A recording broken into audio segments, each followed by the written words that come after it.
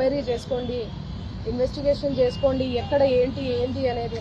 నాకు పాటలు తప్ప, పాటల ప్రపంచం తప్ప నాకు ఏమీ తెలీదు.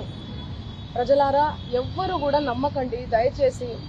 మీడియా మిత్రులారా, మీరు పెట్టేదానికి కింద కామెంట్లు చూసి కుమిలిపోతున్నా, నా వల్ల కావట్లేదు అసలు. దయచేసి చెప్తున్నా, నేను తప్పు చేస్తే మళ్ళీ చెప్తున్నా, నన్ను ఎక్కడికైనా పిలవండి, నేను ఎక్కడికన్నా రానికి సిద్ధం. ఏ పోలీస్ స్టేషన్ గడప తొక్కనికన్నా సిద్ధం, జైలుకి పోవడానికి కూడా సిద్ధం.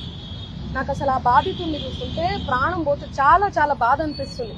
వాళ్ళు నా మీద అనిపిస్తున్నా కూడా మంగ్లీ అని చెప్పి, ఏమీ లేని మంగ్లీ అక్కడ, అసలు మంగ్లీకి సంబంధమే లేదు.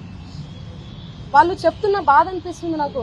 ఎందుకంటే ఆ పేదరికం నుంచి నేను వచ్చాను, నాకు తెలుసు అది ఆ పెయిన్ ఎట్లుంటది అని. వాళ్ళ దగ్గర నుంచి వాళ్ళని ఏమనాలి అసలు నాకు అర్థం కావట్లేదు. నోటితో ఆ మధు నాయకు, ఆ హేమకాంత్ రెడ్డి, ఈ సుబ్బారావు, ఏంది అసలు ఈ గేమ్ అంతా ఏందో నాకు అసలు ఏమీ కూడా అర్థం కావట్లేదు.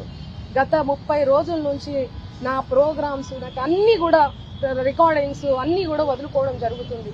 నాకు అసలు దయచేసి చెప్తున్నా, చేతులు జోడించి చెప్తున్నా, నా తప్పుంటే నన్ను ఏ శిక్ష విధించినా కూడా నేను పడడానికి నేను రెడీ. కానీ దయచేసి నా మీద ఏమన్నా కోపం ఉంటే దయచేసి చెప్తున్నా, మీరు చూపించే దాన్ని బట్టి ప్రజలందరూ కూడా మిస్లీడ్ అవుతుంది. ప్రజలందరూ ఏమనుకుంటారు, అరే ఏంది అసలు ఏంది మంగ్లీ అని చెప్పి అనుకోరా, నమ్మరా వాళ్ళు?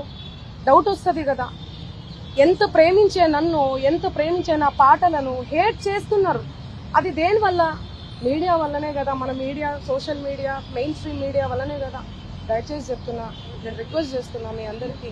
నేను అసలు ఒక్క మాట కూడా అనట్లేదు. మీడియా లేకపోతే అసలు నేను లేను. సోషల్ మీడియా లేకపోతే నేను మళ్ళీ చెప్తున్నా, నేను లేను. ఏదన్నా తెలిసి తెలియక తప్పు మాట్లాడితే నన్ను క్షమించండి. మీరు లేకపోతే నేను లేను. నా అన్నదమ్ములు లాంటి వాళ్ళు మీరందరూ కూడా.